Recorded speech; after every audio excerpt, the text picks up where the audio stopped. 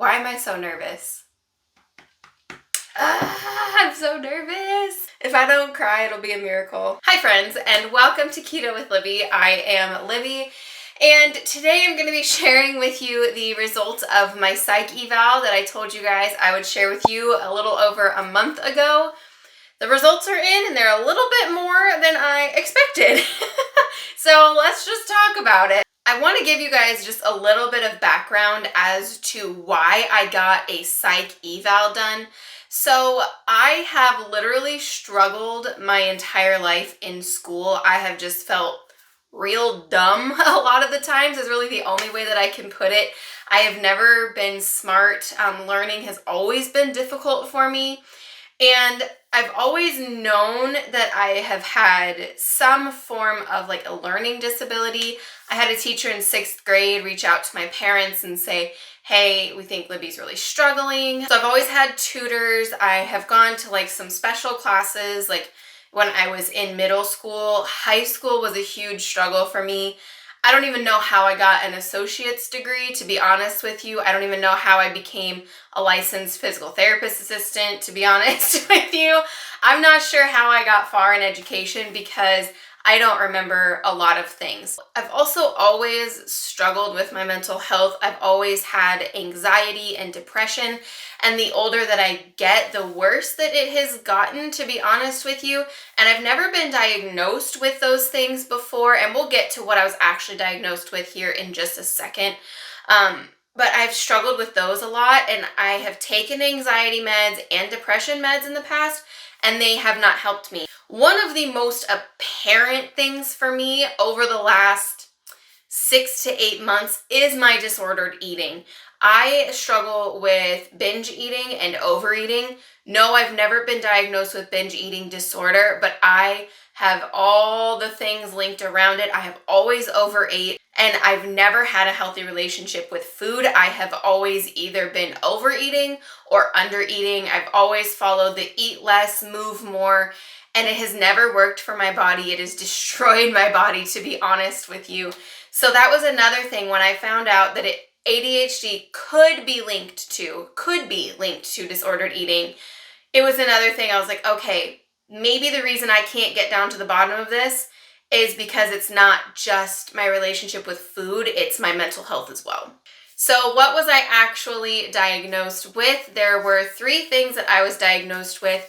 The first one being ADHD, the inattentive type, which I thought was pretty cool that they told me what type of ADHD I do have. And looking at the symptoms list for that, I do fit the bill for a lot of those things. I was very spacey. I'm still really spacey as a human in general. And again, my working memory struggles, and that's one of the things with inattentive type. I was also diagnosed with major depressive disorder at a moderate degree, which that one hit pretty hard, actually. I'm not really sure how depression is always categorized, but when I read major depressive disorder, I felt a little bit validated, but at the same time, it kind of hit a little bit harder than I thought.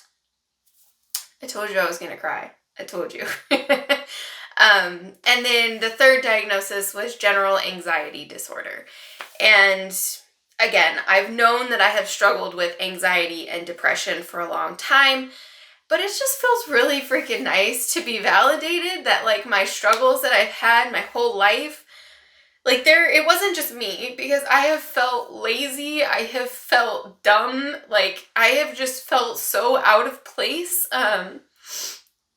in school, in social settings. Like I don't feel, I don't know, I've always felt a little bit less than, and I've always struggled with eating habits and things like that, and I don't know if this is linked directly to all of my issues. Like I don't think ADHD is the underlying cause of everything, but I do know that there are things that I can do now. I can get medicines to try to help me and actually support me a little bit more, so I don't have to lean on all these crutches that I have built over the years. And same with the depression and anxiety.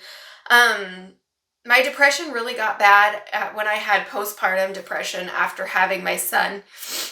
And it's kind of been a yo-yo ever since then for the last 7.5 years.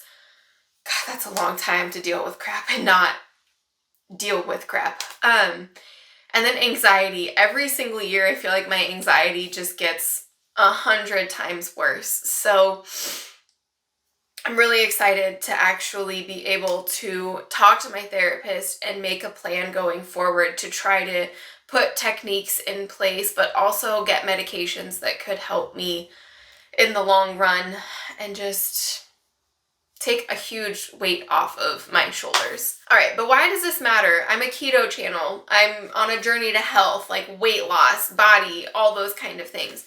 If there's anything that I have learned in the last 21 months of this journey is that health means the whole person. It is not just about your relationship with food. It is not just about the weight. It is about your mental health, your physical health, your lifestyle. I mean, everything has come together. I was keto for 12 months straight. I never faltered. I never had an issue. I felt amazing. And then I had a few little emotional things knock me off. And then I went right back on this roller coaster of starting keto on Monday, falling off by Friday, and completely binging over the weekend. And I realized that it wasn't the lifestyle, because I stuck to it for a year and I felt absolutely amazing. I never felt deprived. I never felt awful, and I loved it so much. I realized that it was more of my mental health that I needed to get under control. Because if I never got my mental health under control, how could I expect myself to get my eating habits under control? If you think that weight loss is just about the weight and the food, I'm sorry, but it's not. It's about mental health. It's about literally everything. You have to address the whole person, because if you don't, there's going to be areas that are heightened and then other areas are going to suffer, and eventually those are going to even out, which is exactly what happened to me. I focused on my diet, and that alone for a year, my mental health suffered so much that I had no time. Like, my mental health skyrocketed. It was terrible. I had to focus on that in order to get my diet back. So I wanted to share this with you guys because I think that there is this huge stigma around getting diagnosed with ADHD as an adult, because I've heard so many people say, well, everybody has ADHD now. No, it's just becoming more apparent that a lot of us have struggled with ADHD for most of our lives, and it's gone unrecognized, especially in women. So if you are a woman who is in your 20s, 30s, 40s, I don't really care how old you are, and you feel like there is something off, that there's something missing, please go get tested. This has been difficult, to say the least, because I felt very validated once I read on that paper what I had. But at the same time, I felt really frustrated because it was missed. It was completely missed for the last 29 years, and I have struggled for the last 29 years, but the struggles haven't been missed because I had the tutors, I had all of these issues, and I feel really validated. I feel like a weight has been lifted off of my shoulders, and I can really continue down a path of healing and adapting and trying to unlearn all the unhealthy coping mechanisms that I have built over the last 29 years. So I truly hope that this video helped you in some way, shape, or form, because I know that it helped me sharing with you. So thank you guys so much for joining me today. I greatly appreciate it, and I will see you in the next one. Bye.